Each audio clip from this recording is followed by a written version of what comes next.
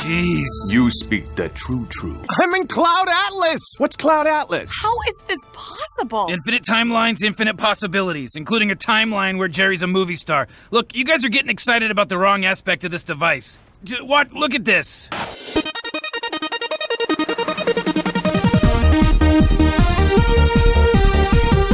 I'm walking here!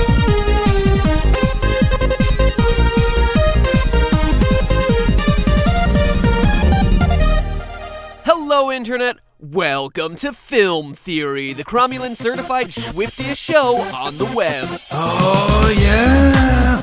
You gotta get swifty. But you know what's decidedly not swifty? That we still have months to wait before we can feast our eyes on season 3 of one of the best shows on TV right now, Rick and Morty. Man, if only I could get my hands on Rick's portal gun and travel to an alternate dimension where the episodes are already out. Actually, come to think of it, if I had a portal gun, I'd probably use it for other things. There were a lot of attractive women there, Morty, and they all wanted time with me. One of the reasons I love this show so much is how it's always dropping really smart, nerdy jokes about reality, science, and philosophy, but isn't above some good old-fashioned toilet humor. What? Rick, no, you can't! Too late, Morty, the hole's opening. No, Rick, you don't understand!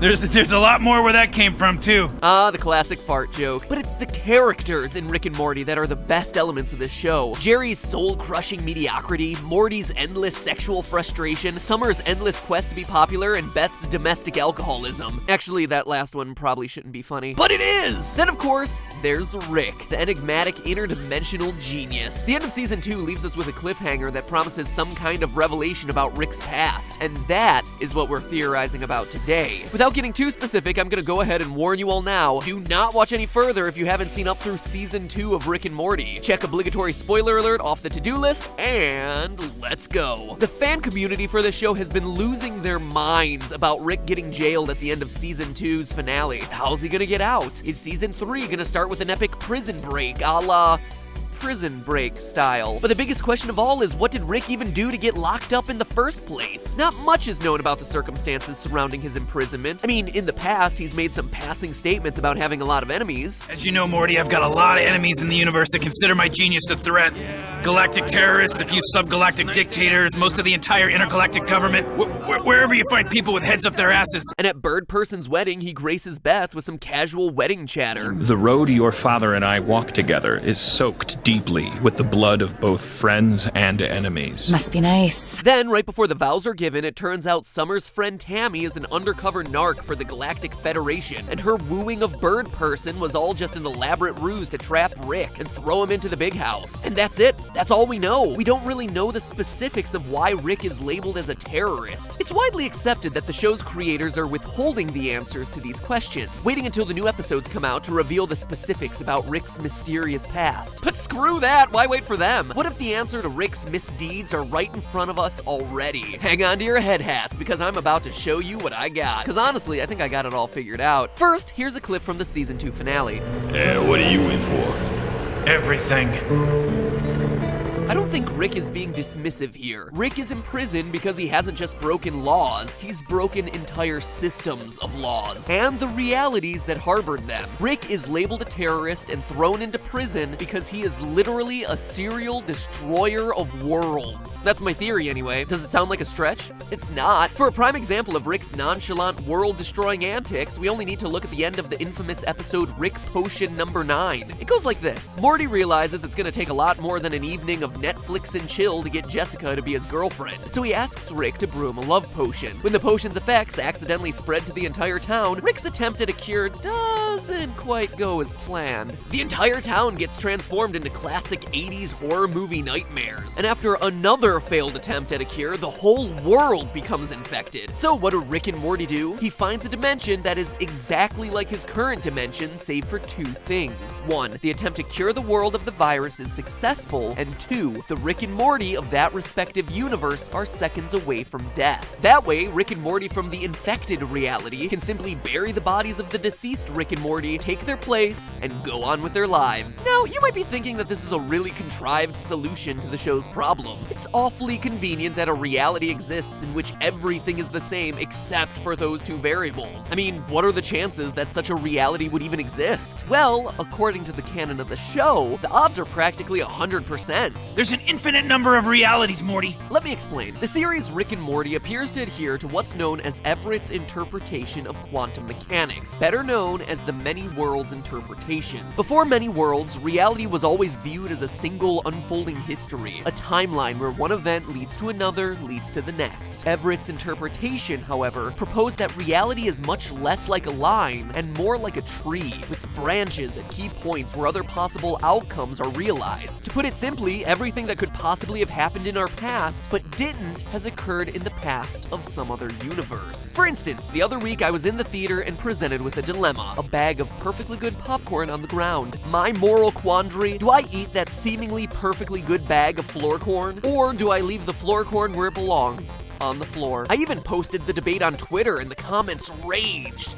Despite my better judgment and the popular vote, I decided to give the floor corn a pass. But by the many worlds interpretation, there's a universe where I ate that floor corn and suffered the consequences of that decision, whether it was reveling in artificial buttery goodness or getting the herb. Well, floor corn aside, the same is true for Rick and Morty. In the show, there's a universe where Rick decides to make the love potion for Morty, turning the world into chaos, and one where he doesn't, and life goes on as normal. So if virtually every reality exists, then Rick can dimension hop as much as he wants, leaving behind destroyed old realities and inhabiting new ones that conform to whatever condition he desires. And as you can imagine, Rick jumping from one universe branch to another whenever it suits him is messing with the order of those other worlds. For instance, if Rick and Morty are supposed to be dead in this new dimension they hop to in Rick Potion number 9, their arrival from the Cronenberg universe is throwing a whole new set of variables into an otherwise closed system. And that's going to create problems to the order of this many world system. Which begs the question, how many times has Rick done this? If we look back at the end of Rick Potion number 9, Rick seems oddly nonchalant about the whole burying his own dead body thing. While Morty has a mind-melting existential crisis, Rick just grabs a beer and watches some TV. It's clear that this is not his first time at the rodeo. He's done this before. As a matter of fact, in the very first scene of the entire show, Rick destroys another world. Don't remember? Let's take a look. In the cold open to the pilot, Rick drunkenly attempts to nuke the entire world in order to allow a fresh start. Even though Morty eventually talks him out of it, Rick passes out before he can disarm the bomb. The countdown sequence gets closer and closer to launch, and we hear that the bomb is fully armed right before the show takes us to the title sequence. But what happened that the show's creators aren't showing us? There's no way Morty, who's characterized as naive and not brilliant, could figure out how to stop the launch sequence himself. So boom! The show opens with Rick's favorite drunken pastime, destroying an entire reality. I mean, if this is the kind of guy who would burn down his entire brick and mortar startup just because he got bored, there's little doubt he'll also destroy entire worlds when they start to tire on him. Maybe that's what the devil was referring to when he said this in the episode Something Ricked.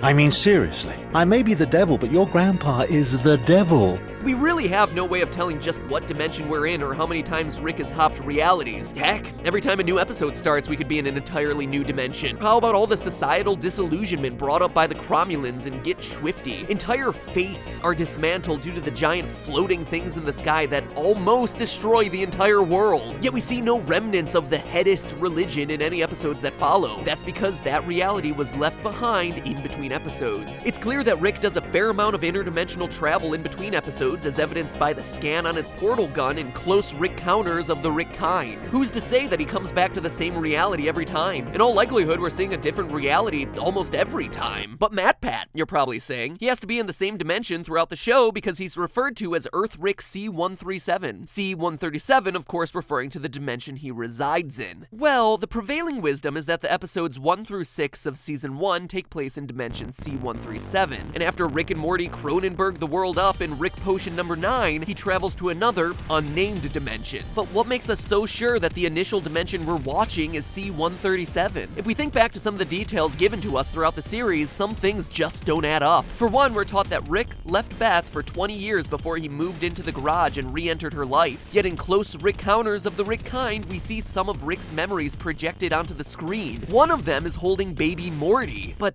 that doesn't make sense. If Rick has been gone for 20 years and Morty is still in high school, then how could he be present for Morty's infancy? If Earth Rick C-137's memories indicate a different history than the Beth of the initial dimension, there's no way that episode 1 through 6 took place in C-137. Truth is, Rick has hopped to and from so many dimensions, he doesn't even remember what dimension he's in anymore. In the episode Morty Night Run, Rick and Morty drop Jerry off at a daycare, specially designed to keep Jerry's busy while their Ricks and Mortys are off in their irresponsible adventures. Now what's telling here is that when Rick is filling out the admissions paperwork, he writes C-137 for his own dimension, but NA for Jerry's. Strange detail, right? Now, obviously this Jerry doesn't exist in a paradoxical non-dimension. He's from somewhere. So why does Rick write not applicable here? Because Rick destroys and switches realities so often that he isn't even sure which one he's in at the moment. But the kicker for me is the show's intro. In the final shot of the awesome opening sequence, we see a visual reference to H.P. Lovecraft's Cthulhu, a giant cosmic entity that's so widely known as the destroyer of worlds. But what's most interesting to me about this particular moment is that most of the other clips in the series intro are later revealed in the context of a full episode. This clip isn't anywhere to be found in any episode in either Season 1 or Season 2. So why include it? Especially considering it takes up the much revered spot as the image that takes us to the title card. Well, it's not a mistake, dear viewers. It's a deliberate reference to Rick, the world-destroying terrorist who fancies himself a cosmic deity. He has the power to save or destroy entire worlds, and he is the reason I'm alive at all.